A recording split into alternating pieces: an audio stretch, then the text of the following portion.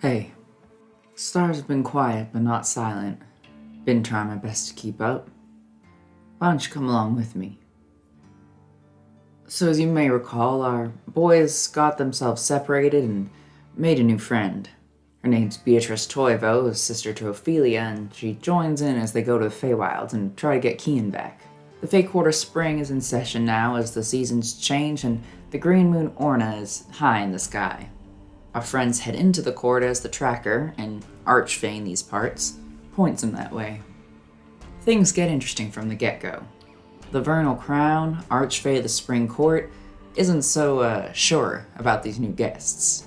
Someone is taken into the Feywild, and I think everyone here would like him back. So your friend has been taken by one of us? That's what I've heard, at least. We're uncertain if they are of your court, but by a Fey, yes. If it is not someone in my court, then, well, it is not my business. But with some persuading from Beatrice and the boys, they relent. So you offer nothing, you ask just that we trust you. You do not take after your sister? Well, I hope that you can trust me, because I'm sure that we might be working together in the future. The Vernal Crown stares at you, Beatrice, for a long moment. Over to Ophelia, who respectfully keeps her gaze lowered, and then back to you. Looks over the group one by one, and then slowly dips their head to a nod. They even help Mr. Goodlove in the process, with the curse he managed to collect earlier in the Feywilds. Oh, greatly appreciated, thank you. What did you do to offend them? Well, frankly, I can't imagine anything that I really did to offend them. It was more of I asked for assistance, and perhaps they weren't too keen on it. They weren't nearly as polite as all of you. Thank you. With some Fey guidance, our friends head out into the wilds, and not completely peacefully. Some tension's gotta come from within when you have a member of the Wandering Winds paired up with a Goodlove. I don't know what you hope to gain from this. Wish you the best of luck. But I pray to the gods that we never have to see each other again once all this is over. I'm sure you'll arrange that. Right, let's get to Kian then. We don't need to continue this trade. The walk isn't long, though, and they make their way quickly. But Beatrice and Henry find themselves strangely intent on getting some spring water along the way. Henry, you've come here to drink as well. The water is almost sweet and it's cold, and as you gulp it down, you do feel better. The intense craving fades away, and you sort of come to... Do you feel any difference? What was that about? I was just so thirsty. It was excellent water. It seems as clear a sign as any. They're approaching a powerful Fey. Soon enough, they find her. The Rusalka, a source of a beautiful song and a source of their troubles finding Kian. They leap into action in her marshy, machine-filled land, and Henry and Beatrice find her music especially irresistible. He's kicking his Henry, you hear that voice again. This time, it doesn't cause you to be overcome with thirst or anything like that. You don't want to drink from the pond again. But you do want to get closer to it.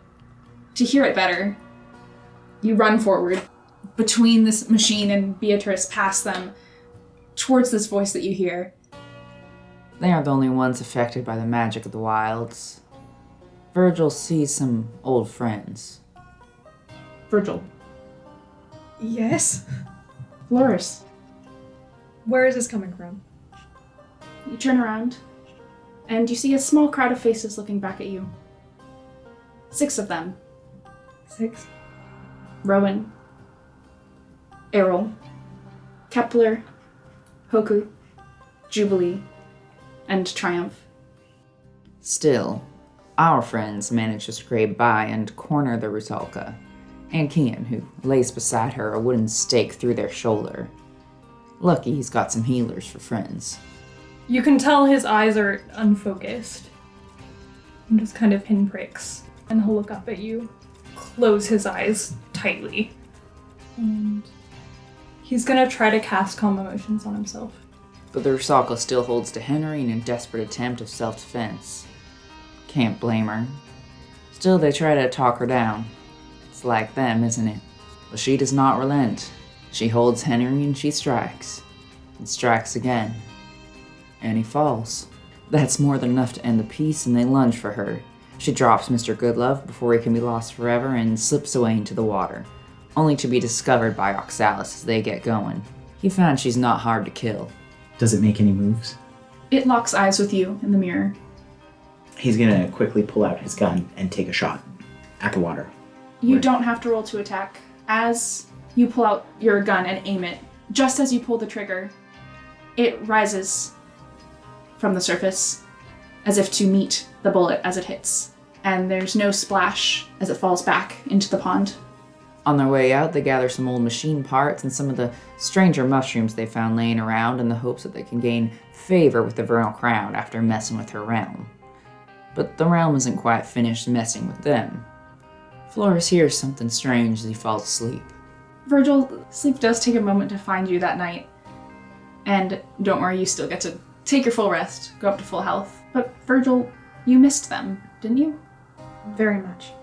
So why didn't you take the chance when you had it? Because he didn't answer. And so it wasn't him. Could have been him. He just, will roll over and try and silence whatever this is in his sleep. Well, what can these boys do about anything from here in this land that ain't theirs? They go ahead and make their meager offering to the crown, and she allows them to go.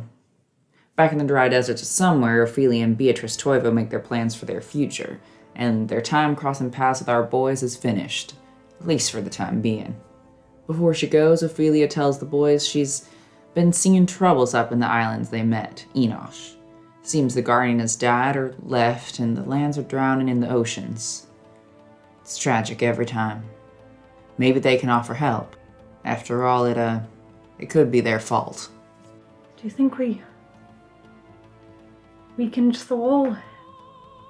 Gone back and forth so many times? I suppose it's possible.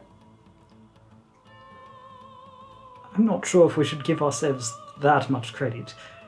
I don't know, it just worries me that perhaps we did a part in maybe weakening it a little bit. But first, back in somewhere, there's business to finish up. All are surprised with the ease with which Henry goes ahead and gives away his rail line to Donna and Magdala Brenna. Unfortunately, he speaks while he signs. Lachlan walked off into the desert. Wasn't too pleased about returning to somewhere. I suppose I can't blame him for everything, and slides the contract with his signature on it back to Donna. Turns out it's Goody went along with her wishes this time. Let's be honest here, you and I both know they didn't do so well sneaking around with Lachlan, did they? I'd love to have you come by again, do some work for me, find a lucrative opportunity for you, but, well, if you have a reputation as outlaws, our relationship's gonna be something different. Understand?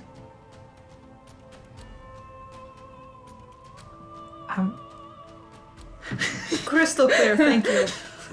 Have a lovely day. You as well. And just usher Henry out of the room. But with the line in her hands, she lets him go, and the boys decide to turn to the new owner of the line for help with Enosh, Maggie Brenna. Kian goes on to her office alone, in disguise. I'm Isabella von Clapton. Seems Maggie knows this Ms. Von Clapton from some previous business ventures. What's Kian got to do with that? Well, I guess we gotta wait and see. He's real hush-hush about it when he returns to our boys. So then Henry heads over to explain properly what they need, a train to Enosh to pick up as many citizens as possible before the oceans fully take over.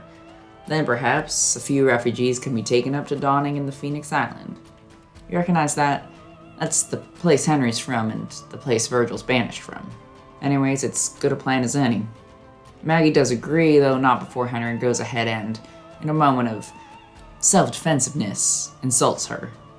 I thought you were, I don't know, a shop owner of some sorts? Why are you doing this?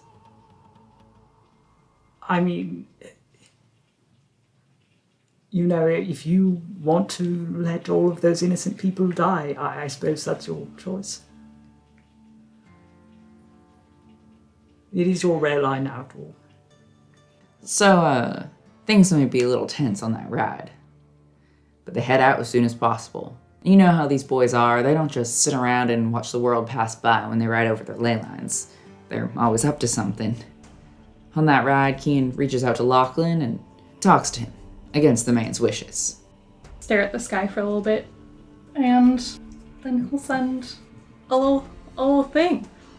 Saw your eyes in the night sky, the Feywild's northern star so high, beautiful red that shines so clear, wishing that you were here.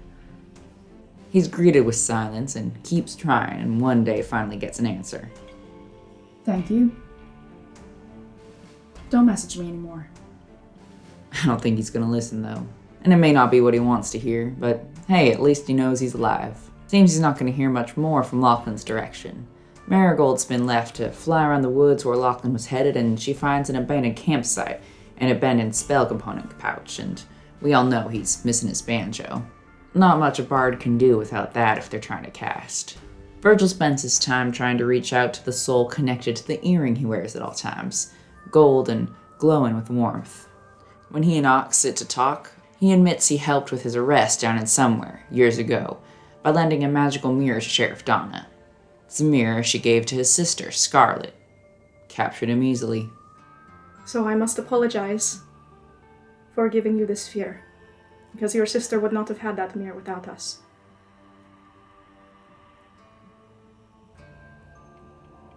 Ox gets up. He's quiet for a moment. He rolls the cigar in his hand around a little bit. I need to go have a smoke. Oxalis comes outside to visit me. It's nice. I don't mind my solitude, but it's nice. I admit I was distracted this time around. I think that Virgil's got a star in his hands. I could hear it. It's not mine to take, though. It's not mine to take. Anyways, the rest of the ride is spent worrying about how to make up for this. Virgil even turns to Henry for advice, and he offers up the piece of the gun he's been holding dearly onto all this time. Yes, but you should be the one to do that. I'm not going to bribe him. No, I definitely should not be the one to do it, probably. Why not? Because he's been trying to get it off of me for months now. So why not just give it to him? It would be too easy. Virgil goes with the classic apology instead, and he's lucky that Ox is a forgiven sort. He sort of scratches at the back of his neck. Virgil, do you still think I'm dangerous? I don't. Before long, they arrive in the ruins of Enosh. The town's shrunk to a few protectable buildings. An elven man, tall and disdainful, greets them there. He's a member of the Wandering Winds by the name of Lysandriel. Mostly we've been trying to keep people safe and within a small area that we can defend. We're trying to figure out the best way to get people out safely, but there's not much around here as far as other islands or ley lines besides the train tracks. Some people have left on their own, which we have discouraged strongly. They'll do what they want, don't have any authority here, and maybe they've been safe, but we cannot say. Virgil just nods, knowingly. They worry he's going to feel similar feelings to Ophelia Toivo about Henry Goodlove, but, well, let's not forget that Henry does have his charms. Henry, he takes your hand, shakes it, and sizes you up, and you're sort of prepared for the dislike, the disgust, the disdain that you have received so far.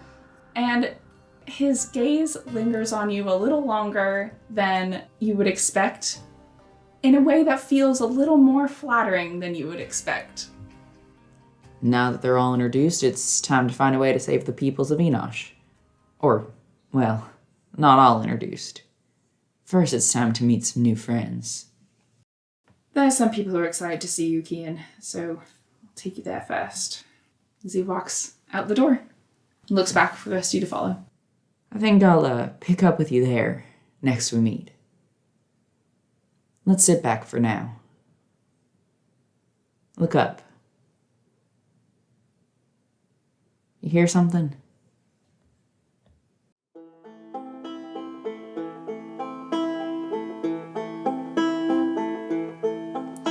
Oh, the falcon was a pretty bird, wandered as she flew. She danced around and pranced around